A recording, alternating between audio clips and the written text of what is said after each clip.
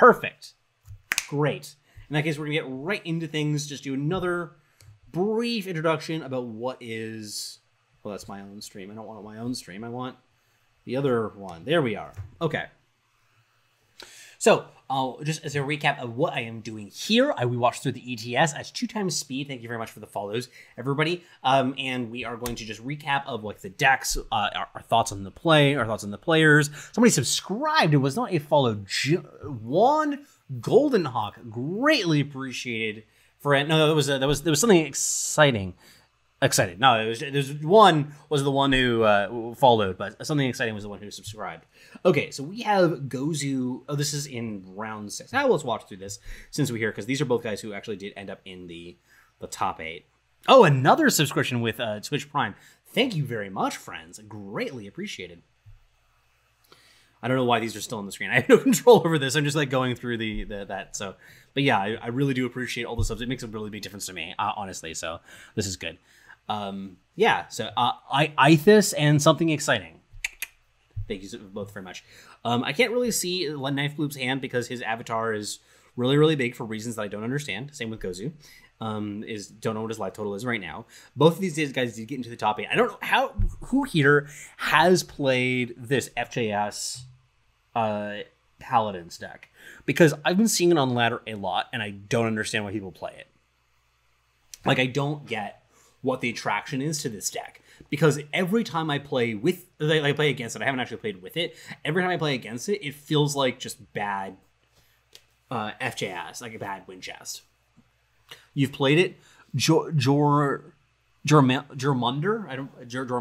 We'll go with that. It's tribal synergy, so it's just, you think that it's just like, hey, it's a tribal synergy. That's kind of fun. You know, it's more of a gimmick than it is actually good. And yes, it's bad at FGS. It's what I thought. So that's always looked like to me.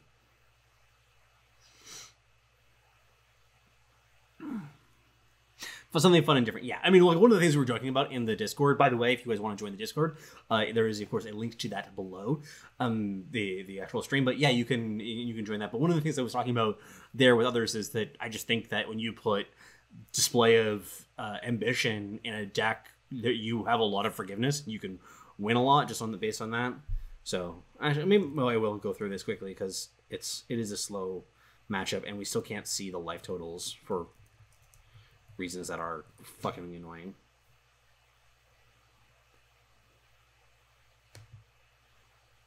Are we round 1 of the top 8 yet?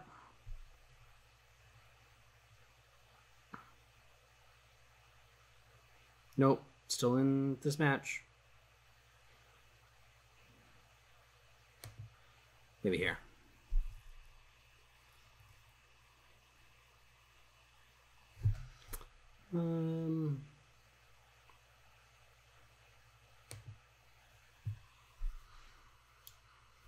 I mean, I don't know if it ever will. There's always been some amount of spectator bugs, right?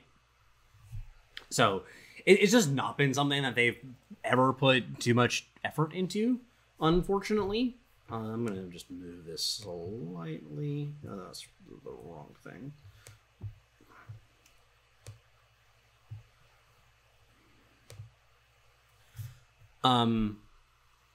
There's just like a variety of things they just like never put the effort into that they kind of need. Like the other one, of course, is like Friendless. Friendless are just like super shitty and like unusable, and they just never have put the effort into it. So I don't know. It just feels like there's like the kinds of things that they'll just probably go for a very long time and not fix. Yeah, I mean, they've just kind of like always acquired them. Like when you're on the production side, you notice them a lot more. I guess that they are worse, but it's just kind of like, it's not like this is like a new thing that they're suddenly experiencing. It's kind of like the same thing that we've always seen, just getting worse. Okay, so this is Aether Llama's Alessi Moment deck versus Aroma Nova on Elysian Maul. This deck, I think, if you weren't there for the conversation we were having in the stream for Lights Out Ace, I really don't like Aether Llama's deck. I don't understand how he won with it. Congratulations to him. He must be a god, because this deck, it just seems so... Like, the harsh rules are just so contrary to the rest of the plan. You're playing, like, I think I counted 28 units in this deck. So, Yeah, it is a low priority for them. I mean, especially when they part of the deck are cut off. Yeah, I mean, that's good. You can find the deck list online. I would suggest that if you haven't already. This hand, by the way, as a keep for Aroma Nova is a little bit sketchy, but I think that it's still correct anyway. Yeah, I mean, like, my main focus is having it so that you can see it when you're actually playing the games, because that's really what we're going to be focused on. It looks cool, so cool, but runs out of gas with Limitless. Yeah, you have very little manipulation. You really are going to rely on show for that gas, like actual like filtering, not so much filtering, but like getting through your deck with any amount of card advantage. So that's just when you rely so heavily on the card. I mean, like, the card is very good. Don't get me wrong, but keep any hand that has at least one or two. Yeah, I think that it was definitely a correct play, because especially also I think that Cykalis is so good against any Arsenal deck. I mean, like, I don't honestly have a ton to say beyond kind of what I said in Ace's stream. I don't know if you were there for that, but there were some of the decks that I liked, some of the decks that I didn't, and I kind of just, like, I don't know. This particular deck, I'm surprised how well Elysian did this event. Yeah, I mean, that's the thing, Jormander, is that, like, that was, like, especially watching Ray play this deck, I think I learned a lot about how you're supposed to play the deck, because there was a number of times that he took lines that were different than what I would, and you can really see that he's like, okay, Nightfall is super important in what this deck does. I need to count on it to bail me out of certain situations. I need to count on it to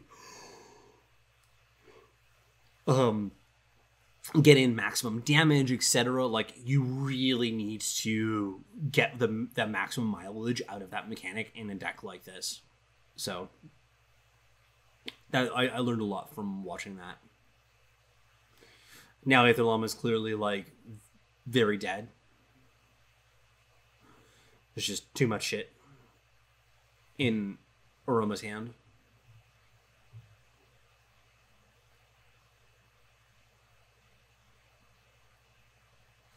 Yeah, it does a lot of damage over time. There's no question about that. But then it's also just a question of, yeah, and then it's the like the way that it works with the Maul. Like, we'll talk about that more when we actually get to that final game, because while, like, I think that the matchup, like, looked pretty bad especially when Maul had its best draws, you could tell that Ray very much had a plan of how to approach it. Yeah, I always try to stagger as much as possible. That's what I really learned from that, because I think that Ray was super conservative of making sure to get the maximum value out of Nightfall, and that was something that I hadn't realized about the way that you play the deck, and that might be just, like, the kind of mistake that new players make, or less experienced players make.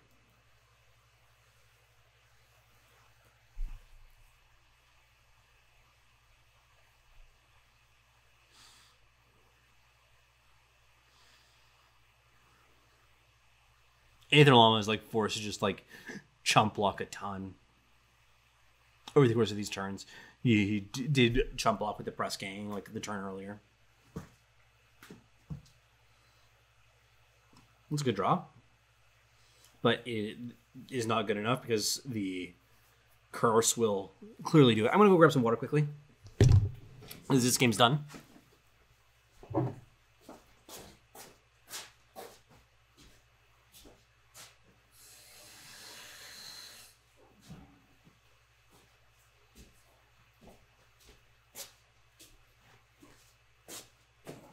I'm back. Game wasn't even finished yet by the time I got back. Very nice.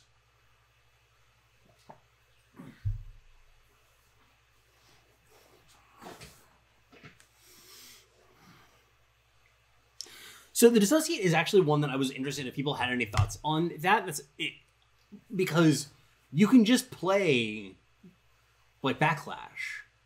Is it really that much better to have the Dissociate, and why? That was actually the one point of this deck list that confused me, or that I thought was interesting. Oh, this is also an interesting decision here of playing out the Nightcrawler, the Creeper first, as opposed to something like the Raiders or the Teacher. Seem better in a Maul list. Like, I know, I understand that the logic is that you send it back to the hand and then you maul them, but Backlash deals 2 damage as well, right? So what is it that you're getting? And that's the same amount of damage. It's 2 damage, either from the Backlash or from the Dissociate. So I don't, because I mean, I guess it does deal with the. I was thinking Unseal. Yeah, I mean, Backlash could be better. Yeah, it does. The Rockstar Cowboy. So what are but that's part of the question for me is like, what are the relics that we care about the most? Are you like, do you really care about things like the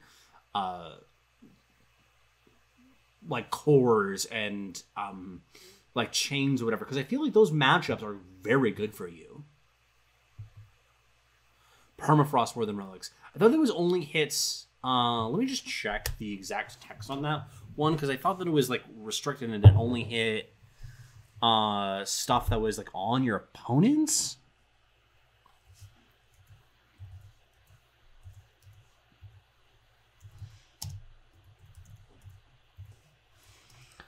Probably somebody is talking in chat right now as I look this up. Dissociate. Negate an enemy spell and put it in its enemy hand, or put an enemy attachment into the enemy hand. Enemy attachment. Okay, so it's any, not just one that's attached to an enemy. Sure. I mean, sure, that is a fun application, but giving your opponent cards that they can then redeploy, like a 4-class Permafrost is still a playable card in a lot of instances when you are guaranteed to get the damage off of a Backlash. So I'm not sure there. And it's really hard to test the difference too, because it's such a subtle difference in the deck lists. And most of the time, I don't think it's going to matter too much. So I'm not sure.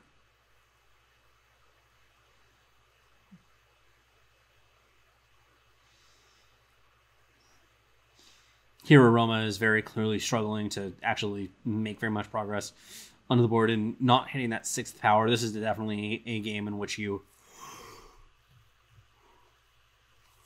are recognizing that you need to get multiple mauls probably to win.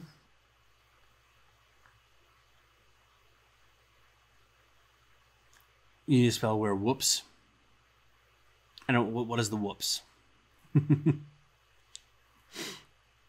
I guess the crystallize here is very. I remember this play. This is very good. Aether Llama calls what's going on here. Recognizes that crystallize could be a problem. Does get the stand though to counter it, and that'll be it.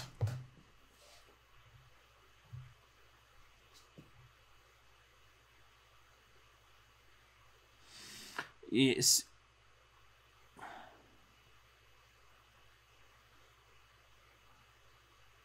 To be honest, the real reason Dissociate is in the deck is because Dio told us all to, as I said, look, there are no way anyone is going to play this card in any other deck, so just put it in them all, please.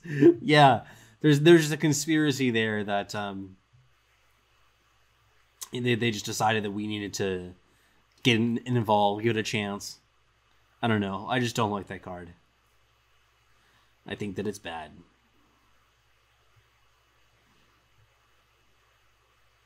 This is what people in other decks. I just think that it's atrocious. You need to play it in Maul. If you're not playing in Maul, then you just shouldn't be playing it. Like, I've seen it in the Praxis decks, and I'm just like, wow, just play a 2/2. Like, play a random dork, and it'll usually be better. Like one of the few cards that it's actually like actively great against is Harsh Rule. I guess like Harsh Rule is picking up now, but it's just not been a card that people have been playing a lot of.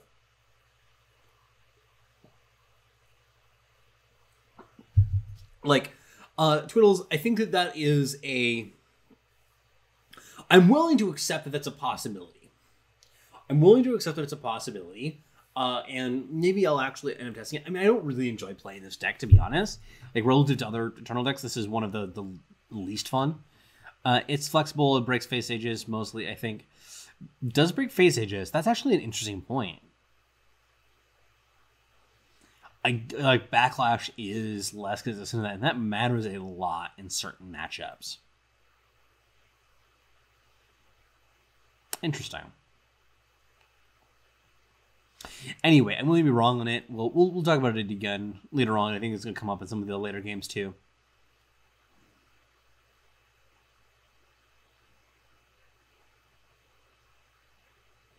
I don't think that it's good in other time aggro decks, to be honest. They're twiddles. Like, I just think that you're so bound to getting like being on tempo. I guess like as a market card, it's like okay, but like what is the time market that you're playing it in? I guess like you could play it in a black market of a Xenon deck, but I don't know. That's not really what Xenon decks want. This game is obviously going very well for Aroma Nova. This game is really miserable because Aroma Nova, I don't think, like, it takes him forever to hit even power number 3, and it just never gets beyond that. And like, by the time the Aether Llama is at like power 6 or 7 or something like this.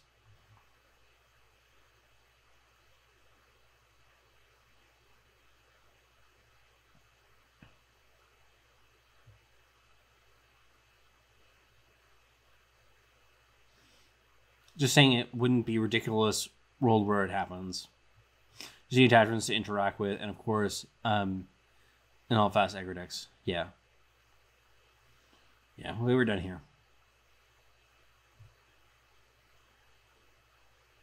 I don't know.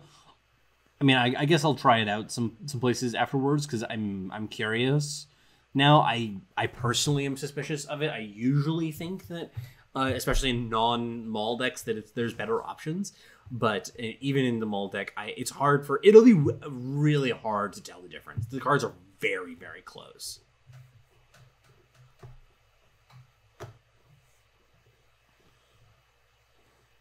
Plus, rate cost is like close to discard. I'm not sure. I'm just like, there's like part of me that's just so like, I just hate those kinds of cards. I mean, part of it is that yes, they are overplayed by some people, but that isn't good enough reason to say that it shouldn't be played ever. Yeah, that's the thing that the box was pointing out, is like card just quantity matters a lot.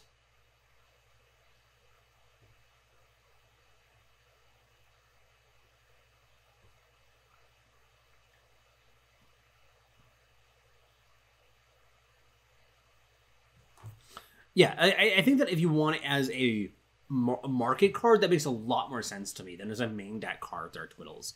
I think that that actually, like, I can buy as not necessarily really bad. This is a beating, by the way.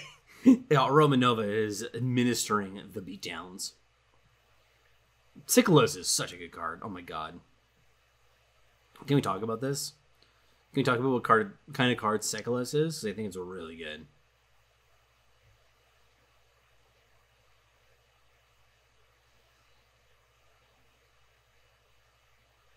Cykalis is decent, yeah.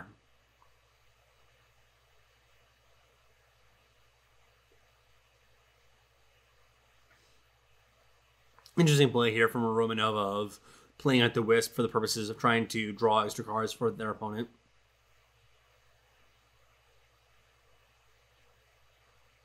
Cykalis had the same response as Rizon for some reason, of like people saying that it was bad.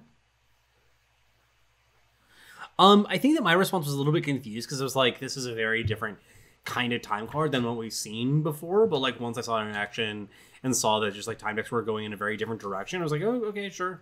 I guess that makes sense.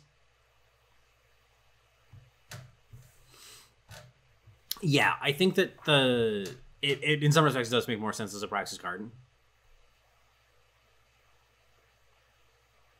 The Rizon one is one that I will never not like be weirded out by, because that was so like obviously wrong.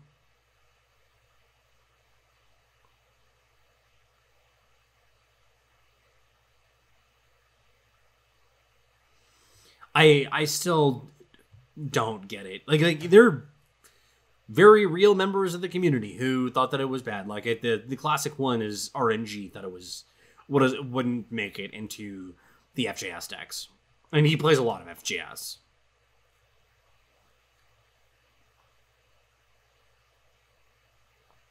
Romanova has been a little bit strange in playing this Maul, and has had kind of given his opponent the opportunity to get all of the cards out of their hand.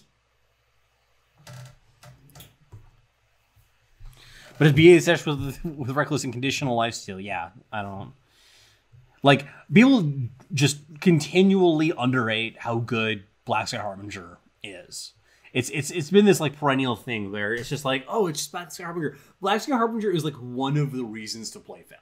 It is one of the best cards in their deck. And you get to play that and not have to be forced to play shit like Champion of Cunning. Yeah, Alessi is a good card to have in multiples, as you can see. He's just gained like a ton of life. This one was interesting. I don't know if there was an opportunity where Romanova should have fired off the Maul. I'm pretty sure that Aether Llama, though, played this game in such a way where there was no opportunity to play it out that he actually got truly punished. And he's doing a very good job of keeping his hands empty, which is very important.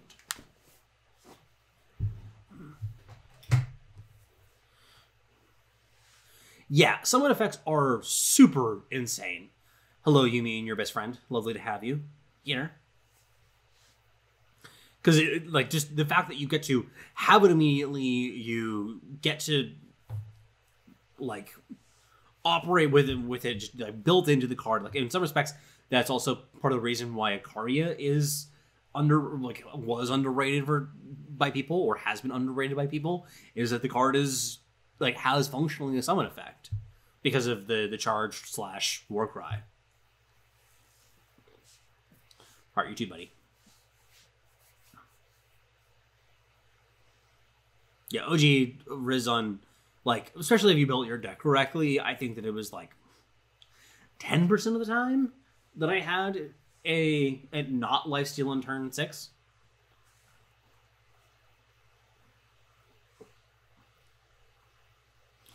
Yes. I like, Rizon is one that is hard for me because it's just like, it just solved so many of the problems that FJS had. Like, that was the thing that this is the thing that I always talk about with evaluating cards. Is like, what is the problem that it solves? Like, what is it doing and actually achieving in the games? And there's no question in my mind that, like, the big weakness of FJS decks was their aggro matchups, and that they either struggled against big go wide token strategies.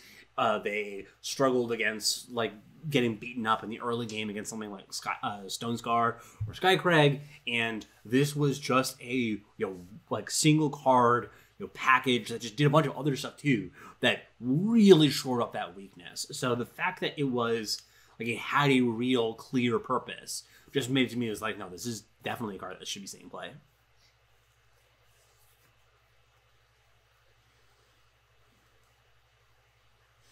We have to play this deck now. Oh god, I really just hate this deck. Like, hats off to Knife Bloom. I ran into Knife Bloom a ton over the last couple of days. In the ladder, he's been playing very aggressively to try to get to the top of the ladder, which good on him. For working it. He plays some very weird shit. Let's just put it that way. He plays some out there stuff, and I don't get how you got this far with this deck. It's just, I guess it's just the display of ambition, tune, show, that kind of nonsense. Now, this actually, like, the play here, there's a lot of elements of this that I'm a little bit weirded out by, of, like, some of his choices. So, for instance, he could have played the Chains here. I think that Chains is actually really important in this matchup because the priority should be making it hard for them to keep up with your threats.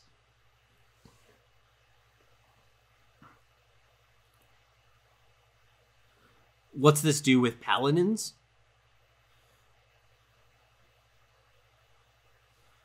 Pushing 4 or less cost FGS mid-decks with Risen only in the black market, excluding show. You'd be very surprised that the... Oh, yeah. Oh, what's the game plan with the Paladin 2-drop? Okay, so I'll kind of explain what's going on there, because it's... So you have the Anointer. We're not going to be able to see it here. So you have an Anointer, Hojon, you have the other one, the Crown Watch Paladin or whatever, is a 3/4 with Lifesteal, that when you get a weapon, you get a Justice Sigil. And then you also are playing Maiden. So part of the whole package and the whole plan of the deck is... Yeah, don't worry, I got it, Twiddles. I'll try to explain. So part of the plan of the deck is that you can draw a bunch of cards through play out the Quartermaster, play out the Anointer, give it Hojon Bond, play out the Hojon. If you have another Paladin in your hand, then that already has Bond, you can play that out again. This is a really good rebuild off of something like off of a Display of Ambition, because you just get to vomit your hand back into play immediately and maybe draw a couple cards. So this is like part of the package of it, and you also get to kind of ramp with some of this stuff too, because both Hojon and the Paladin do draw you, or like play Justice Sigils whenever they get weapons placed on them. Like the whole package seems like super fragile and like kind of high rolly. So I don't really get what we're doing with it all. Like what is, going back to this question before, like what is the problem that it solves? Like the drawing on the cards, like they're just better ways to do that in this kind of marketplace. I mean, it's cool, and I think that it's definitely the part of the attraction. Yeah, I think that it's super inconsistent, and it just creates these much more disjointed and weird draws. So I don't get it. Yeah, especially with something like Quartermaster. Quartermaster is like just a really bad card that I don't want to play.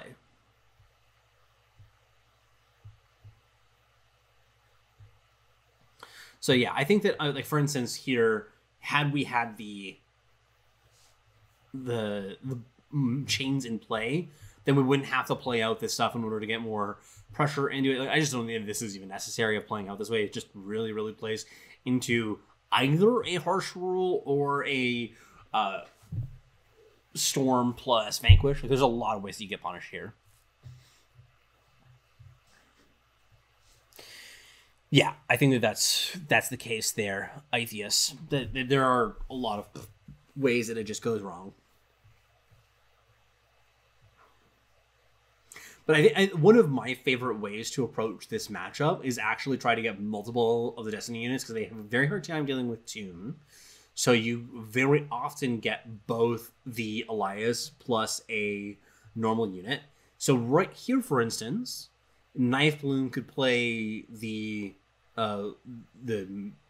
chains, and then next turn, on your opponent's end of turn, you play the Display of Ambition. You bring back your 2 Destiny units, you draw 2 cards, and then you plug in for a ton of damage. They get doubled up. Like, it just really does a really impactful play all at once, and it's very hard for your opponent to play around all of that unless they have the distortion up already. Now, your opponent does have the distortion up already at this point, so maybe it's not quite as good. I'm not sure. I mean, at this point, just given the cards that Sifu Danny has access to, it's just very difficult for Knife Bloom to get back into this game, because Brilliant Idea is very good.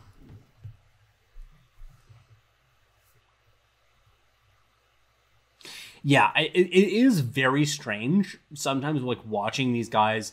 Also, like, there's a few like plays like this that I just feel is weirdly unnecessary. So, for instance, playing at the play, I mean, like, I understand the purpose of the play is to play around Defiance specifically. Yeah, I mean, so part of it, Twiddles, is that he just doesn't have anything in his market that he can use to replenish with just a time merchant.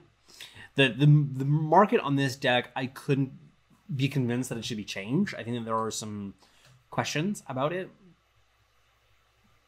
but it still works. You just have a hard time sometimes where you're like running low on gas and you just look at your market and you're like, oh, I guess I get a pit and hope I top deck some power and that's good enough.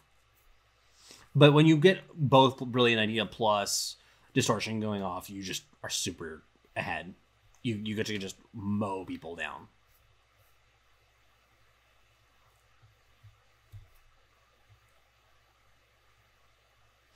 Meanwhile, Knife Bloom is doing absolutely nothing. Like, these 3/4s are just a joke. It's incredible to me that this Chains is still in. I mean, I guess that the Chains would have been killed at any point had it been in play earlier. But, I mean, that just kind of like goes for the entire game, right? Because he just sees a lot of cards and he's going to see a merchant eventually to kill it.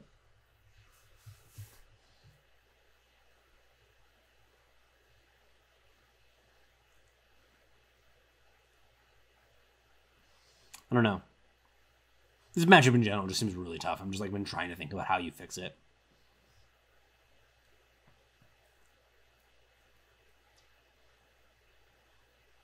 Like that turn here. Like, why did we not go Chains, play a power, kill the 0/4, try to attack for some? I mean, I guess that plays into double Parliament, but I mean, that's just not a... It's going to be really hard to beat that.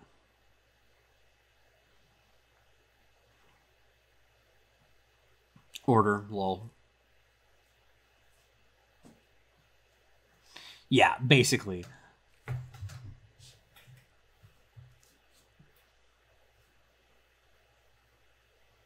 I have not played any Magic with any of those cards. Like, it's been a while since I've played very much Magic, but Reclamation, man, is quite the card. I don't understand what happened there. I should actually watch some of the Pro Tour coverage to see how that card and that deck did.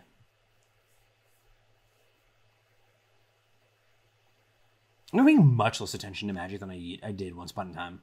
I used to play it a lot and pay attention to it very closely, even for a while there afterwards.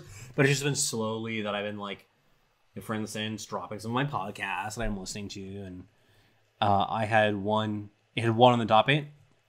Maybe I just like go watch those games. The finals was something like a mono blue mirror or something like that, right?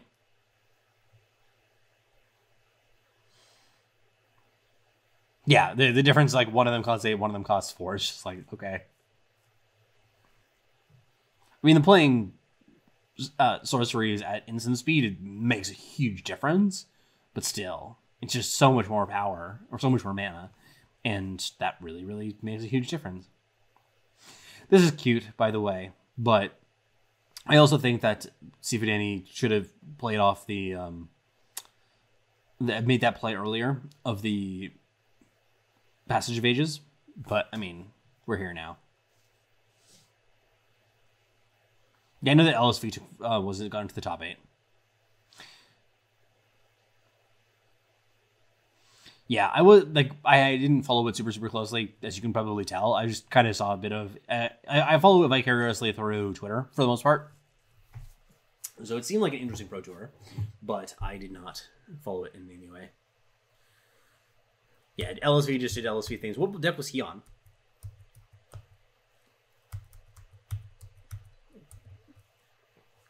I'm interested to hear.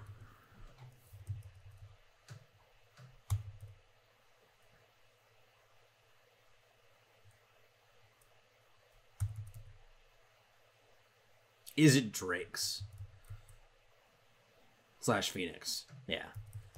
That sounds like a deck that I would enjoy.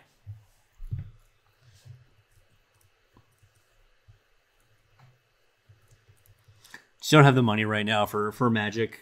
MTGs, man. They're expensive. I'm trying to go faster through this, but it is giving me the attitude. Let's see if we can go... Oh, I think we're close to the end of the break. Drake's so sweet right now. It's like Mono Blue. Mono Blue or a cool deck. I don't know. Curious Possession. That's a cool card.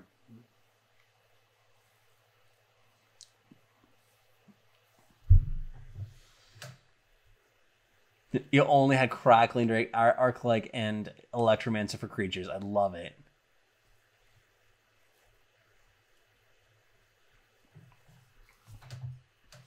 Yeah, I mean, sometimes that happens with the no new cards. I mean, like there are some decks that are kind of designed to be sort of contained within a given block. Like you don't want to give Izzet more cards because it was very good in the last format too, as I understand. Okay, we get to watch this matchup, and I think that in this case we actually get to watch. Oh yeah, no, it's not this one. It's this matchup. So in the next 2 rounds, we're gonna watch Ray play out show off what the Elysian versus the TJP control matchup actually works like, because he kind of puts on a bit of a clinic of exactly how bad this matchup is for his opponent, because he just basically ranches them.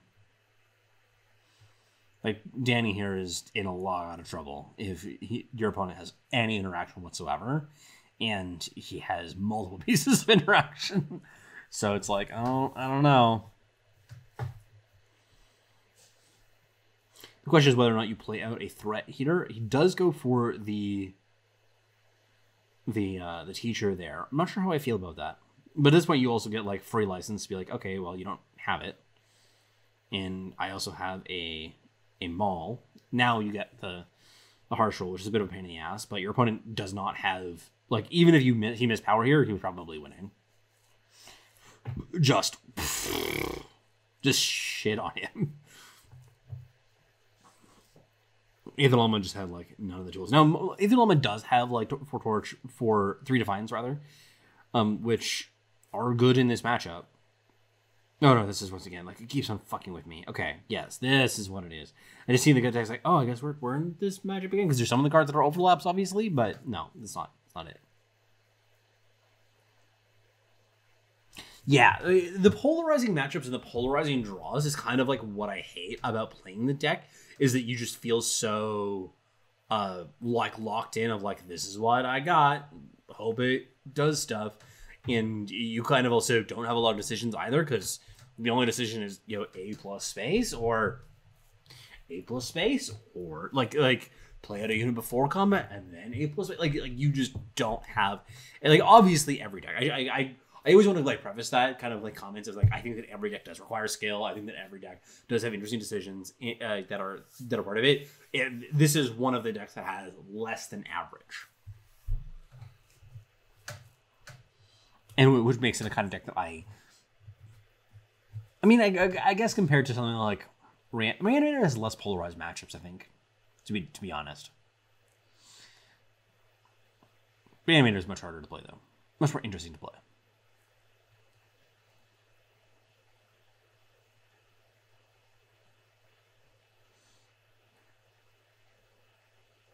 Yeah, Maul, like the Maul plan just makes it much more like, you know, get to 6 power, fireball you.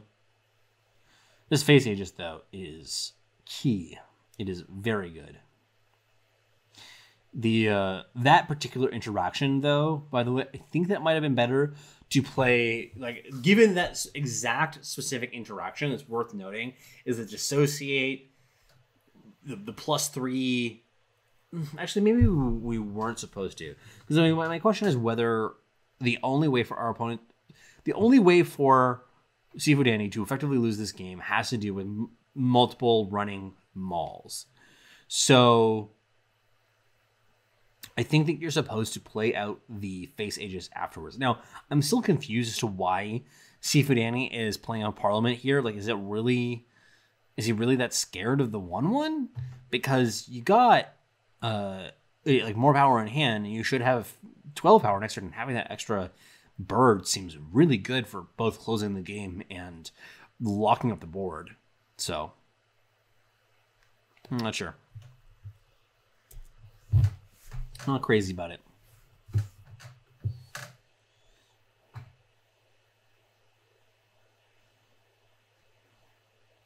Yeah, I mean, definitely using your removal, like what combination of removal do you use when, can sometimes be very interesting.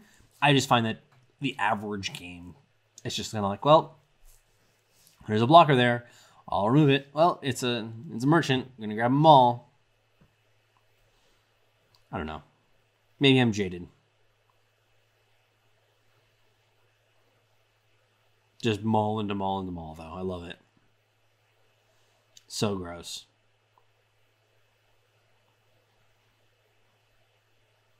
Yeah, I think that there's a pretty good chance that Ray wins anyway, but the decision to play the Great Parliament after the Face Aegis, given Dissociate piercing the Aegis, would have been a mistake because you would want to have the Face Aegis in place if possible.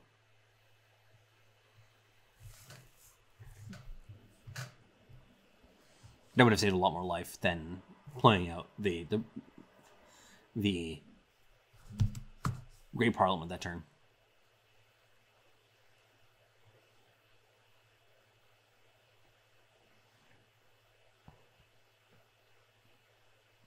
Temporary Suns are interesting and they're fun. I like them as a mechanic, like both the like Chunk and the Cinerity are great cards too for that kind of reason as well. It's a form of interaction that's like not permanent, but it does allow you to have more play as an aggro deck. That play right there is a strong signal that Ray's hand is shit. Which it kind of is. Like, you're very happy to dissociate a Defiance on a teacher, but that is not what's happening here. But then you draw Cykalis, and it doesn't matter because the card is dumb. Your opponent's at 13. You just need basically to draw Warning Power. Of course, you draw the Winter's Curse, which is not great here, but, you know, it'll play. I think that you're supposed to, yeah, you just fire it off here to kill the... to deal some damage, but your opponent is back up. Now, you do get a little bit of a back and forth here that's kind of interesting.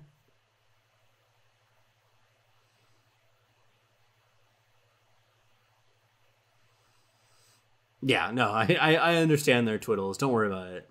Sometimes I'm going to engage with you thoroughly, and sometimes I'm just going to be like, oh, okay, he's... seems to be still talking. It's a little bit rude of a way to put it, but I think that you understand.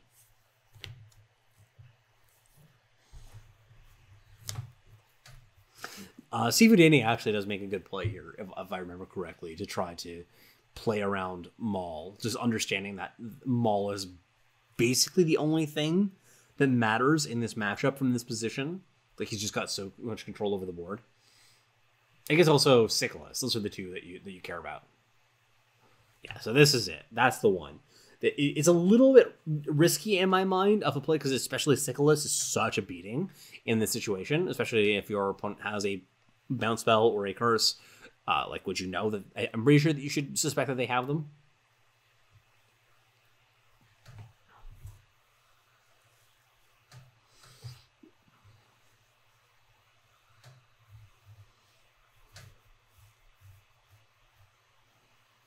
That was a good lethal, by the way.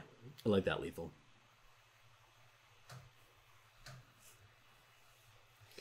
Passage of Aeons over the Disjunction. I don't know how I feel about that. I think the Disjunction main makes a lot more sense to me than the Lumen Reclaimer main. Lumen Reclaimer main has just, I don't agree with. I don't get why we have it there. It just seems like a bad card in almost every matchup. Like, if you want to draw it, you'll know. It's in the super late game situations. Which it's good there, because you get to recycle your entire deck. But you kind of want to know that you have access to it in those situations. Like, if you know you have access to it if you draw through your entire deck. But the main problem is you just don't want to draw it naturally, because it doesn't do anything. It dies to whatever bullshit cards they have in their hand.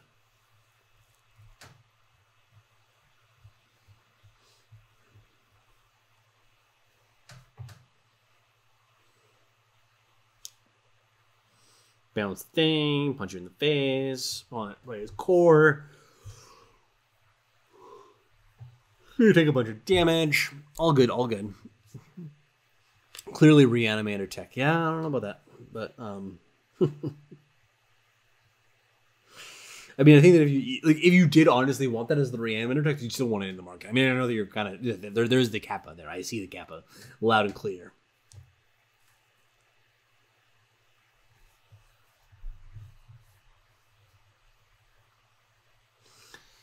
Let's see if it has just a bajillion cards in hand, and Ray has access to Maul. So, yeah. I guess you don't have lethal here? Yeah, I remember what happens in this case. This is a tight couple of plays.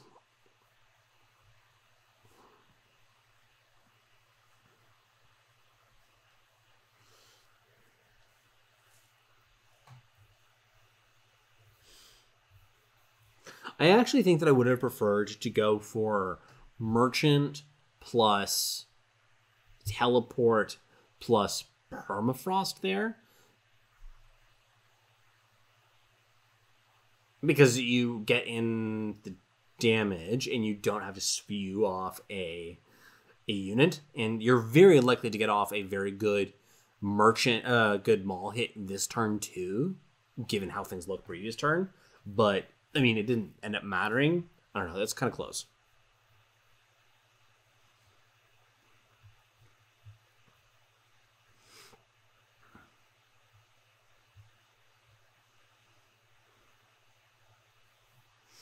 The thing is that merchants and strategize let you optimize dead cards, so it's okay to run those kinds of cards in your deck. Oh yeah, like don't worry, I understand that situational cards are a lot better now than they used to be. Niche cards like that, like just having any old piece of cardboard, digital cardboard, to shove into your market is pretty reasonable. And I think that there's a lot of matchups where you're going to do that with the Reclaimer. But part of the thing with Reclaimer is, like, especially in the Reanimator matchup, it can... Like, the Reanimator matchup isn't that bad, so it's not like you desperately need a hit card for it. Oh, sure.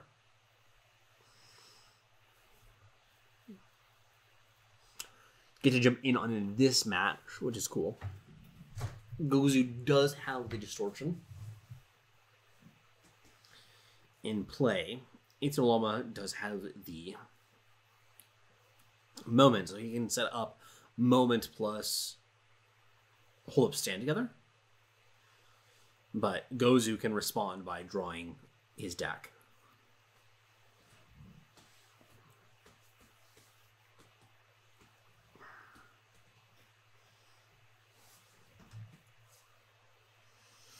Interesting choices here also of, like, when to play the Harsh Rule, for example, when to draw, like, the cards. It's very tempting here to just Harsh Rule while the attack is going on. But I think that you kind of need the cards because your hand is not great. You're hoping to draw another Harsh Rule effect and that you can just double Harsh Rule there. But no luck.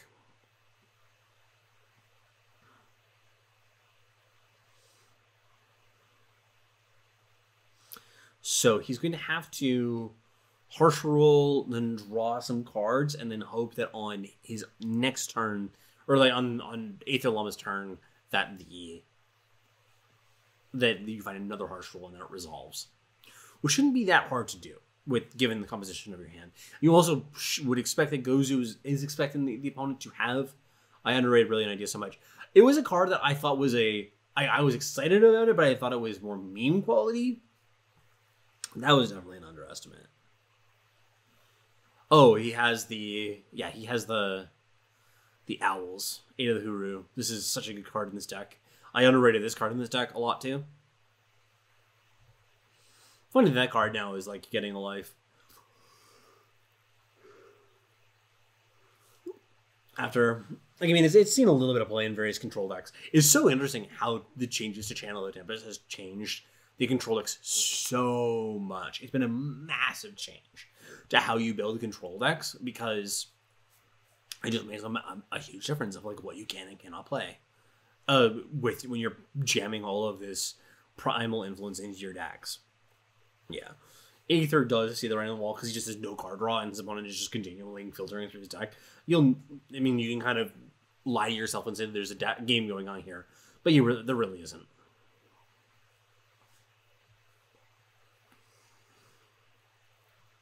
Ugh. Sorry about all the yawning. I'm just very, very yawny mood.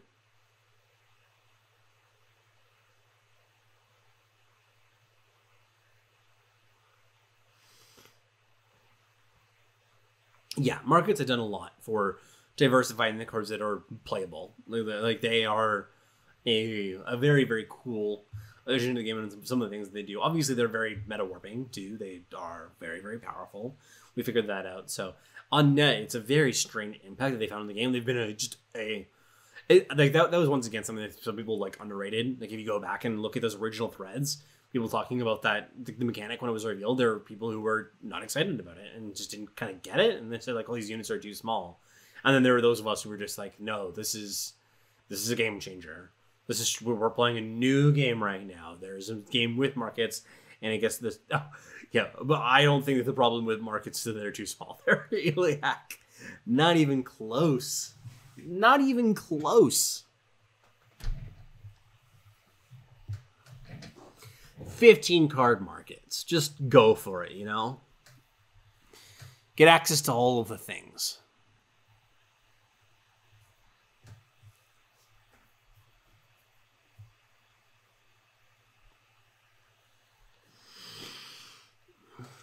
Gozu is going off here with all the ramp, and Aether Lum is sitting at the Harsh Rule and the Torch in hand and regretting his life choices.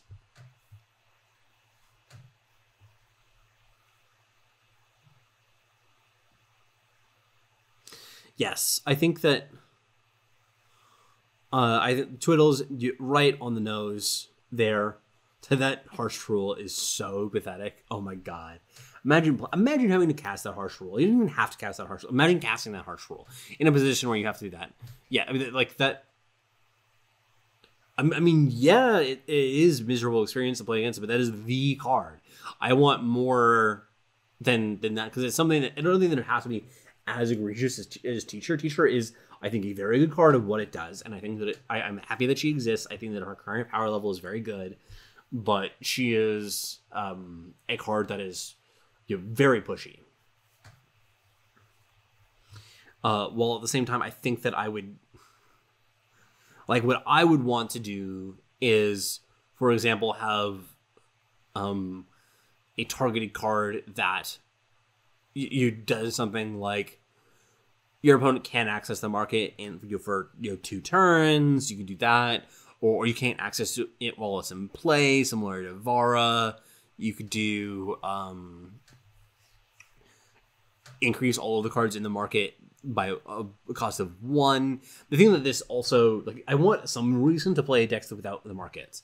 Could definitely mix it up with cards that have narrow market a spell or bigger effects. Yeah, I wouldn't be surprised if the next cycle that we see of the merchants and of the smugglers function on some different rules. Like this rule that we have right now where all of the cards have to not exist in your main deck. I don't think there's any reason why it has to be that. Right? It could be very easily be something else. Decks without markets aggro. What aggro deck is seeing play that doesn't play a market?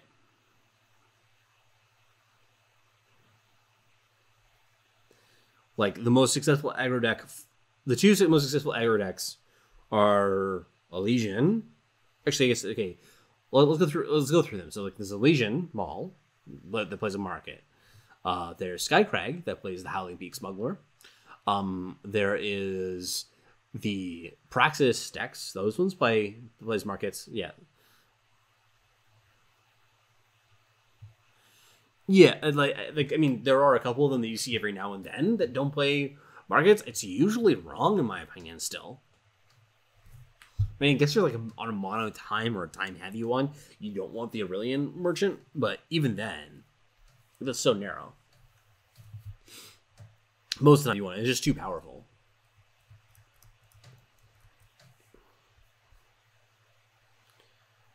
How much longer do we have to wait? We have to wait for a couple of minutes. We'll jump ahead.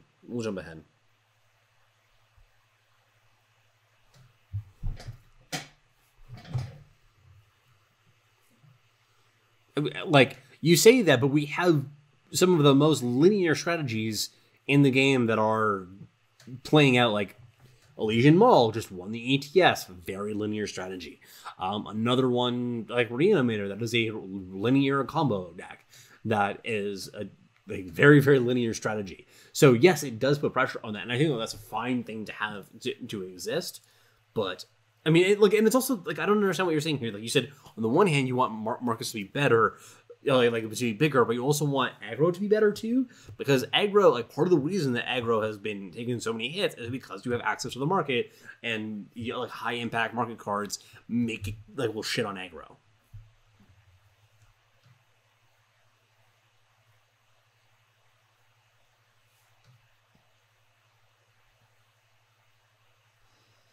I don't want to go back to the set 1 through 3 days.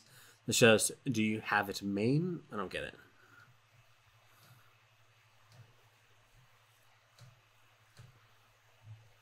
This, by the way, is an interesting mulligan decision for Ray. I believe that he ends up keeping it, and it's functioning entirely on the assumption that the Nightfall triggers are going to belly him out of the shitty hand. He doesn't even play the Cykalis on Pledge. I really like this play, and it's one of these things that kind of mentioning that Ray just leans into the mechanic full bore. It's sort of a double wish list that seems in contradiction to me. I want aggro to be good, and at the same time, I want to feel like I don't just lose because, oops, I got run over. I don't feel. It feels like those are things that are in contradiction to one another, there, friend.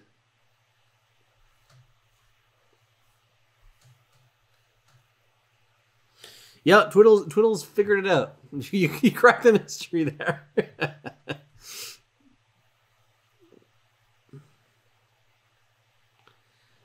Maybe you can't have your cake and eat it too. There, you mean your best friend, but you just clearly don't have enough cake. That's your problem. That's never been my problem. We never had sideboarding. Sideboarding was never really part of the experience. I never played with the sideboard.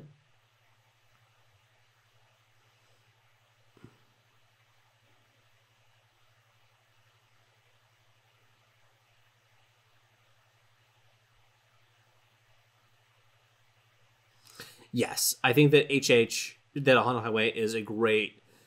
It was a deck that I was worried about for a while of being too powerful, but with set 5, with Defiance being an absurdly powerful set, it has helped me kind of only HHs. Oh, you mean the fan created format that was not part of the main thing that people just were doing off by the side? Oh, that's interesting. Yeah, the reason that part of the reason it was good is because it had someone good. Like there were definitely a lot of cards that were nerfed there that I think could be unnerfed now, given the adjustment of power levels of stuff. Like I think that Flame Blast, probably you can keep that one where it is. The Umbral Reaper definitely can go back to double influence. It's not even worth it though because it still would not see play. I don't think it too. I think I've mentioned already that I think that Champion of Chaos could go back to 5/5. Drake, please. Drake is a dangerous card as part of my issue. I would have to think through it. It's never been a card that I enjoy playing, so it's hard for me to have like a good barometer of where it should be in terms of power level.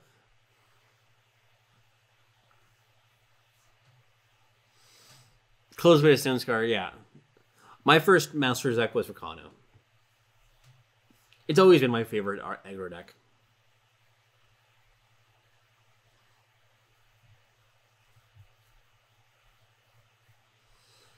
Ray has just been struggling to get that Maul online. This is the only reason that this game has been like remotely competitive, has been just not being able to find the mana for Maul.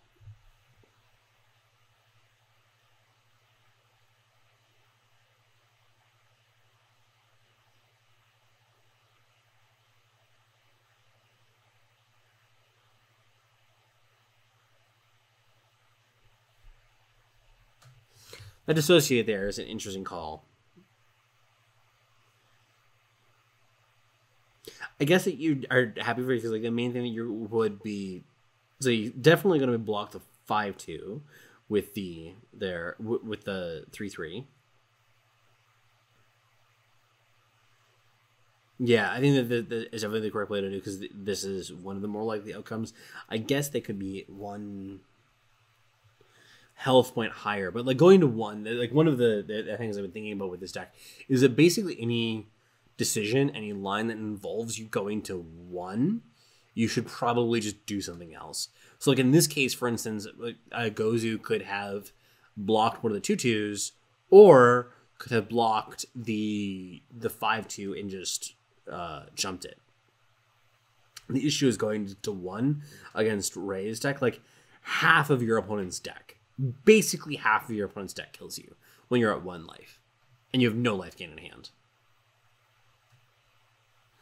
One of the cards that I was thinking about as a card in the market for Gozu is actually Circe's Choice. This seems like the kind of deck that could benefit from that because it definitely helps you against Maul, which is a card that you really struggle against.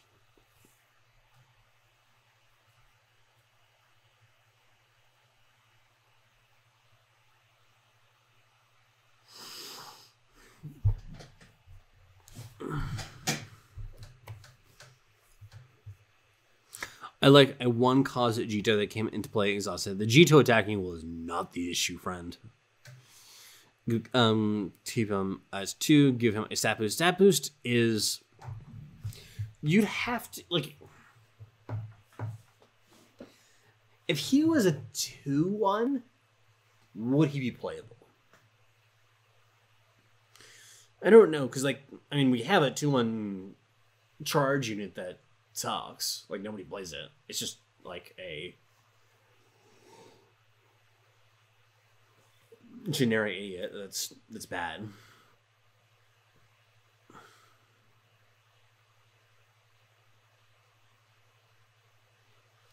But getting a charging an assembly line without playing a trash to drop would still be worth it.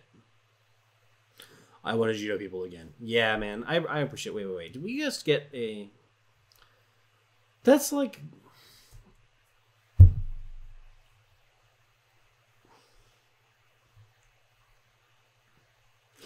I guess it allows. I mean, both the strategize plus defiance play and the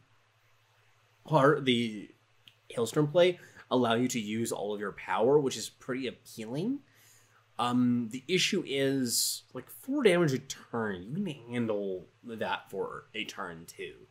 I don't know. I don't think that you take the full damage. I think that you use defiance there, because hailstorm can very easily get better money than that. Do we run twice? Were there 3? We were around twice. Yes, charging assembly line is not particularly impressive nowadays.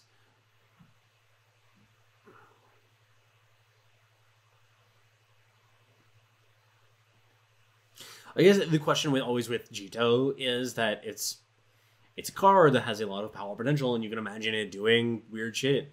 God, this Berserk Cykalis, like it's just, oh god, so much damage for 1 card. Now he does get hit with the Defiance there.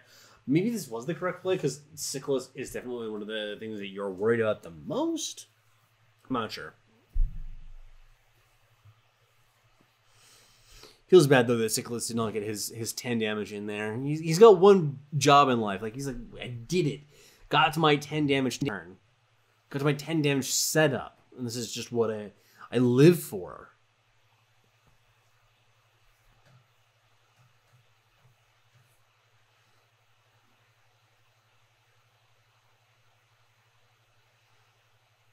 So every nerf to flowchart, yeah, was a great moment. Yeah, no, I know that you are very strong on that train there, Let's Say. So I'm happy with it. I far prefer having aggro decks like both the Elysian deck and the Haunted Highway deck have a lot more interesting play patterns than something like, for instance, press tokens or something like this. So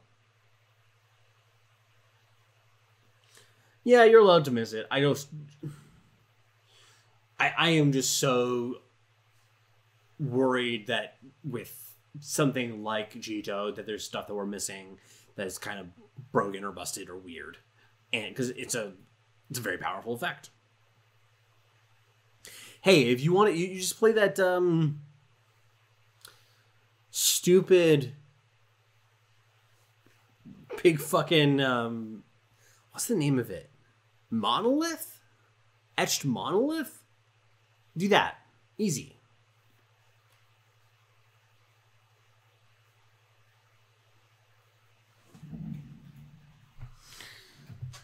I would like the aggro to go good to get other people to stop playing annoying slow decks, but I never want to play against aggro decks. So get everybody else to play against the aggro decks and stop, and then you get to play against something else. I don't know what happens there. Seems like another one of those having your cake and eating it too worlds.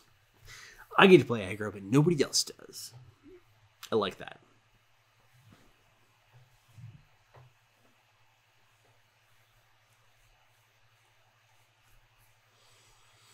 This game was a struggle for Ray. He tried hard. I definitely appreciate Ray's try-hard atmosphere. Try-hard approach. Because he really did hustle as best he could. This play here is obviously the only line that he has to getting back into this game, but he knows that it's very unlikely he doesn't know how likely it is to resolve, but he should suspect that there's a good chance that there's a problem. Comrade Mirror days. Oh, those were the days. Let me tell you what. I remember them fondly. So many Comrade Mirrors, and they were my specialty. So, yeah.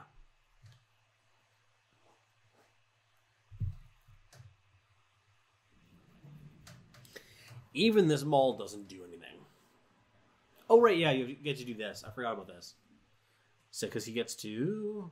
Yeah, he does that. Then Ray, sends that back to hand. This, by the way, right here, is a super tight play by Gozu. Vanquish your own owl in response to Begone. To play around Maul. Go to 2 life. Like, what a god. That is a really tight play. Of just calling it, like, this is what's happening. This is the way to play around it. Don't let anything resolve before thinking through all the options for it. So, that is a very... it seems really obvious when we see everything on the table, but knowing that he has, being able to recognize that even in the moment, this is what's happening, and this is how I lose the game, just very, very tight play.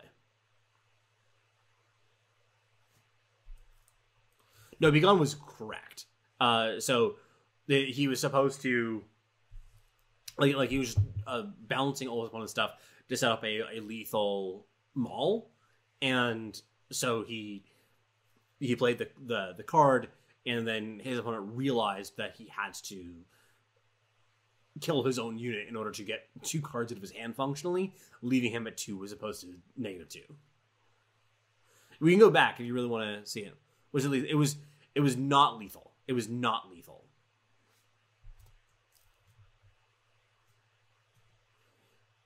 Wait, was it?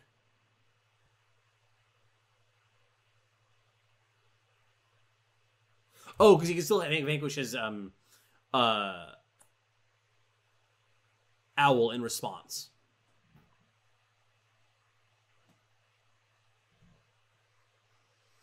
Yeah, we can go back and just double check.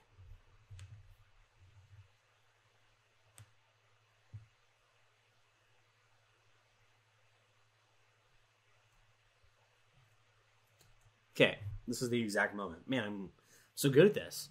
So there is 12 damage in hand. Like he's 12 cards. 6 cards. And so Be Gone gets him up to... I guess if you do that right now, then your opponent can just vanquish in response. So Ray is Be Gonning that, because he knows that his opponent has the vanquish. That's actually super tight, because Ray realized that he has to be gone because his opponent has the vanquish in hand because he dissociated it earlier. So really tight play on Ray's half, because your guys are saying it's like, oh, I should just go for it right now, it gives less time to respond, I guess, but it doesn't really make that big of a difference. Like it can kind of just be a little bit too like trigger happy of a response for it. Yeah, so Be Gone target was incorrect. I don't think that it makes... No, it was definitely correct. Because if you go Be Gone's the 3/5, then... Okay, wait. Be Gone's the 3/5.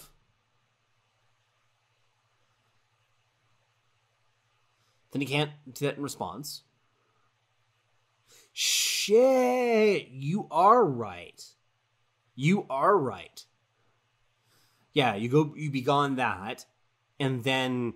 even if your opponent vanquishes it. So, okay. So the logic that Ray was functioning on is like, I need to get rid of my opponent's vanquished target. So that's why he's bouncing it. Because he knows that his opponent has vanquish. But that's actually the wrong way to think about it. It's like, you don't want to interact with that because you would need to get that card in hand.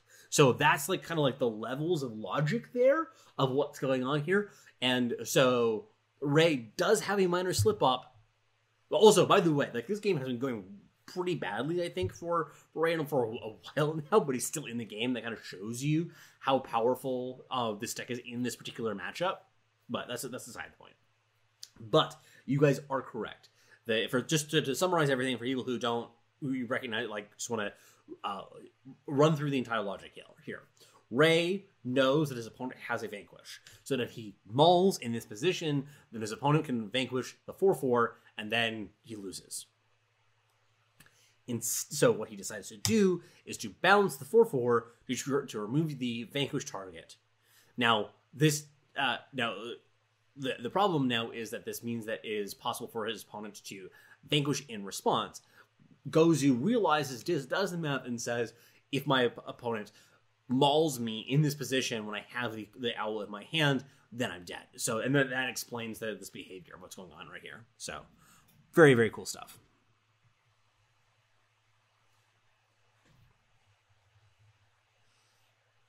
I mean, yeah, there are definitely other cards that he can be done. There are a bunch of situational cards though. Like you see what's happening in the hand right now. I guess that the Gozu could just harsh rule his own board in response too. That is another way to get cards out of your hand.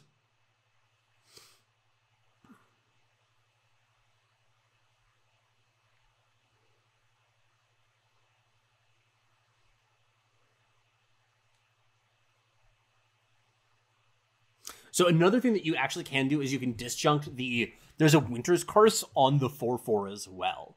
That's another minor wrinkle in this, so that he can get another card out of his hand. So this was a lot better for Gozu than it kind of looks initially.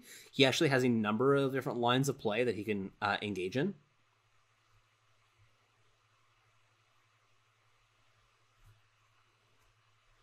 I think that, yeah, I think that you're right, Yumi and your best friend. Yeah. Or units, whatever. Things that they can't play at fast speed. So, lots of play to the situation. This is a surprisingly interesting layered situation. I mean, I couldn't say surprising. It was an interesting play in the first glance, too. But once you actually go through it, there's even more layers. Really cool. So, we'll just go on, though. We'll leave it at that. I think that we've mined what we wanted to here. Be Gone.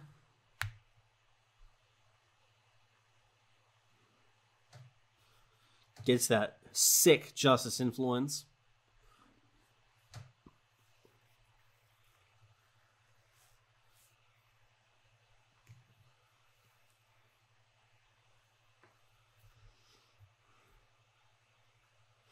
Yeah, and it does...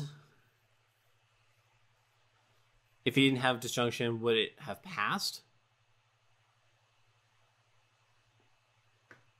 Like, he's gonna have a stop as long as he has a Vanquish, and he obviously he knew he had the Vanquish already because of the He's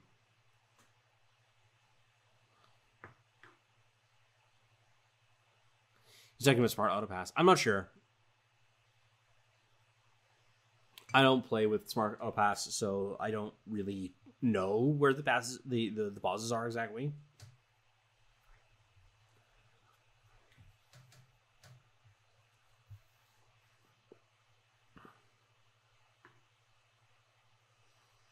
Ray's hand here, though, is the tits. The goods.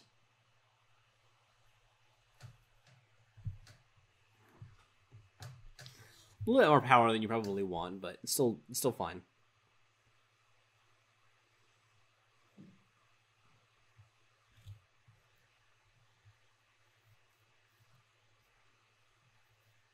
Yeah, I don't like smart auto pass personally. I think that it's very likely to cause problems for you in some situations that you just wouldn't even expect. Gozu ramps up though. This is like kind of a war of the nut draws. The Gozu's draws are kind of nuttier though when he really goes off. I guess this doesn't involve Cykalis, so it can't really be a nut draw. The nut draws are always just Cykalis with Berserk.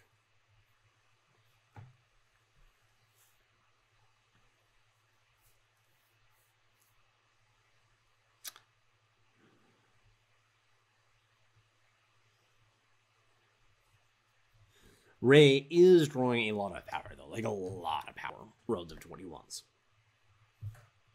Always a problem. And his opponent has a Sword of the Sky King, which is definitely a problem as well. This is probably a correct play, though, for the bounce there. Now, this is one of the things that I was discussing before about playing out to get maximum Nightfall triggers. For it, he could have played out both of the Magus and the Creeper. Decides not to. Now, this is more obvious compared to some of the ones that we're going to see in the future, but I still think it's a good play.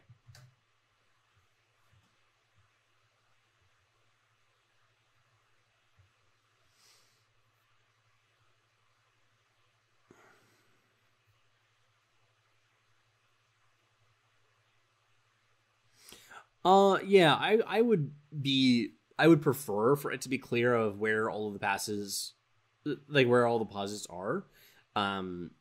I think that you could do something like highlighting the avatar to show when there is a stop, but I mean, I'm pretty good at identifying where they are right now, but it's a weird skill set to pick up on.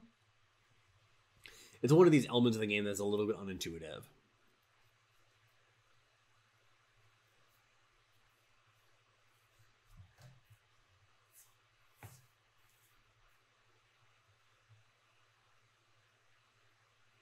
Yeah, it feels like APM or something. It's just very different than everything else that's going on in the game. It's what kind of makes it weird.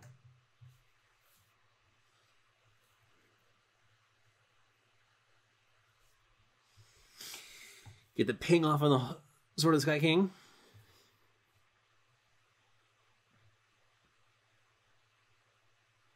I don't want a sound effect because I don't use sound.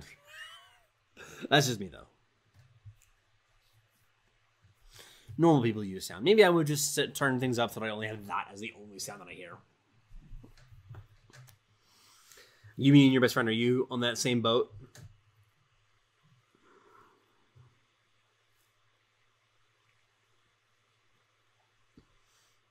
Ray is on his 10th power, or their 10th power. I'm not sure if it is a male or not.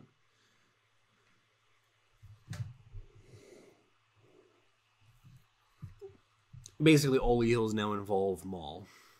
Or probably involve Maul.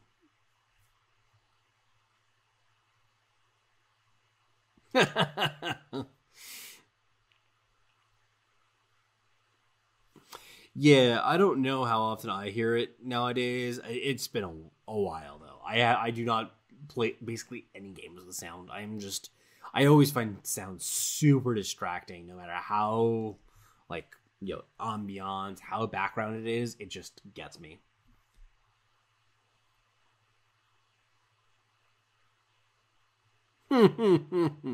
I know that feeling there, Twiddles. It is a very strange experience. Yeah, I play on computer too, man. I just don't. I hate it. Fucking despise it. Should be noted that Ray here does have an Aegis Pop effect available. It's just that Gozu has the Unseal in hand. So Maul is very unlikely to get through. It is important to remember that Equivocate is a face Aegis Popper. Now, given the fact that Temporal Control is back in the metagame.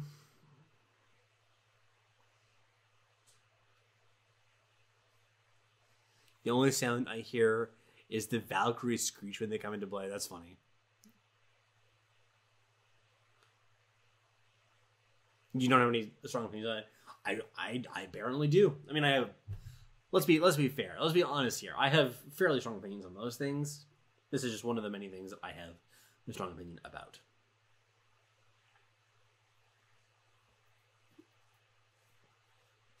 Gets out the double merchant here. Trying to set up a plays where he does these over a couple of turns.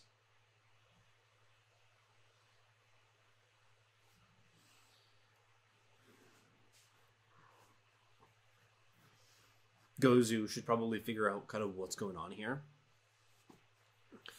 Probably going to keep up this. Yeah, he just wants to gain life. Is what this is all about now. Yeah, so that seems like a very strange play to like nuke your own board there, but if you gain just a bit of life and get cards out of your hand, then you're in very, very good shape. So that even here, the Maul isn't going to do nearly enough. And the Cykalis is obviously going to be really annoying too, but your opponent has to actually acquire new cards in order for this to matter. I'm honestly would consider countering that here just to, like, because you're not going to die to a Maul, and you're putting your opponent on a clock where they can die next turn. So I actually think that it's correct to counter that there, but that's a bit strange. Like, it doesn't actually matter that much when play. You're just so far ahead.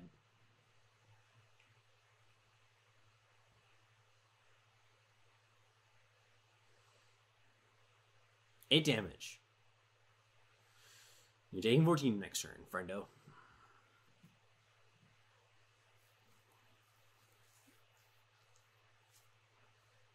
Maul plays such a big part in these matchups, though. Like, you really need to resolve a Maul for you to have a chance here, I think. Everything else on the deck is very good against you. Hailstorm fucks up, like, half your units. The Great Parliament for 3 or more is super hard to beat. Got that Gloaming Wisp in hand. Always hard to turn that down. The card is just absurd in this deck somehow. It is a very shitty card, but whenever you get that on turn 1, it feels terrifying.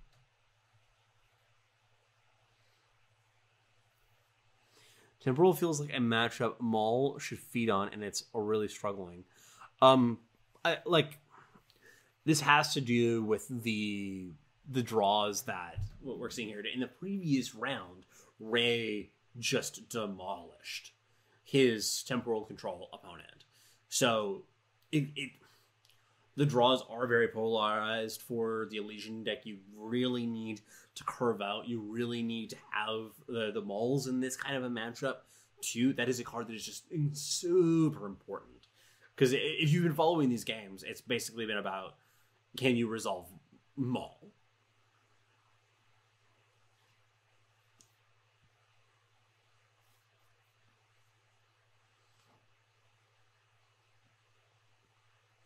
And here it's much more likely.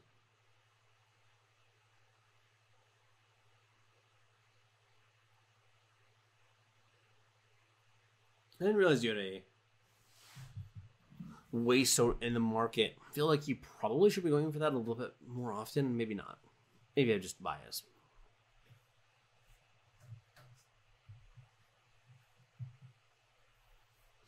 But now he has Maul into Maul into Maul, and that's going to be very hard to beat.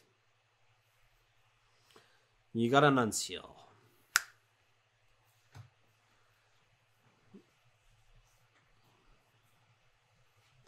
Maul. Maul into Maul into Maul into Maul. Got 'em all.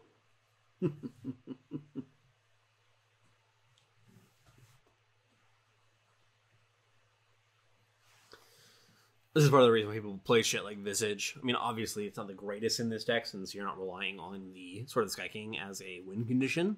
But this is the reason why we have in the past played Visage.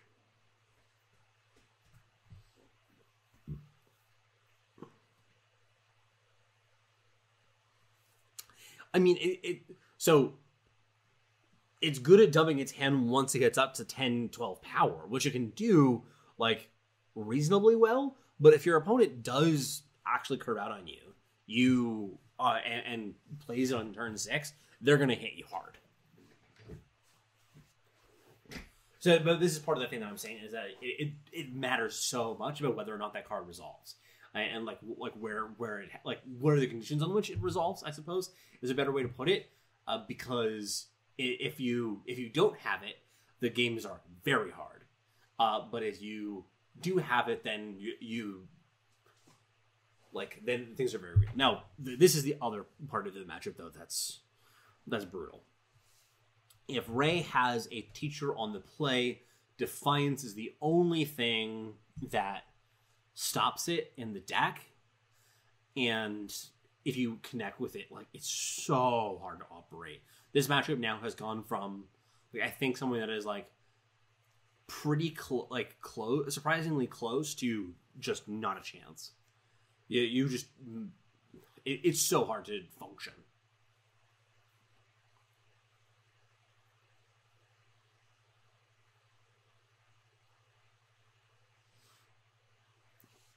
Yeah, part of the reason why it's so good at dumping its hand is because it just gets up to so much power. Like, the power counts that you get into the mid and late game can be really, really high, especially if you have the multiple ambassadors. But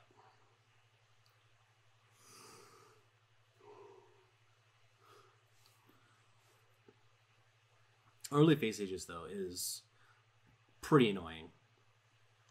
I think this play is correct, by the way, of just giving the value harsh rule. Like, obviously, you're not, like, crazy about that play, but it's totally fine. Especially with the face ages that you're not worrying about cards in hand.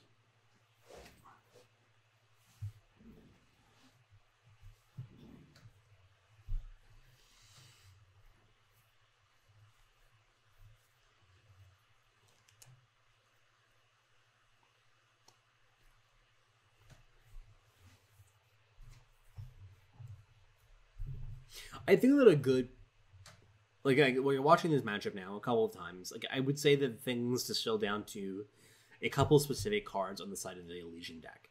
If you get the Cykalis, especially with, like Cykalis is very good in this matchup, especially with Berserk. I mean, I know this is a very Captain Obvious kind of take, but it's important to have access to that kind of card. A Maul, relatively, like on curve, another very important feature of the matchup, and then Teacher connecting on turn 2. Those are the ingredients of, like, if any of those pieces really come together, I think that the matchup is strongly in Elysian's favor.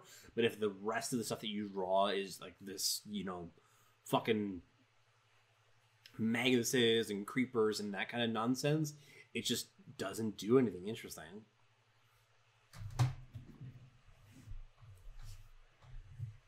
Like, what do we do here?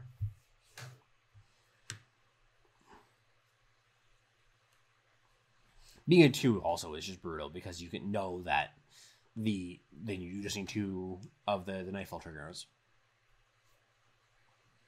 and you're dead. So you're in a lot of trouble here.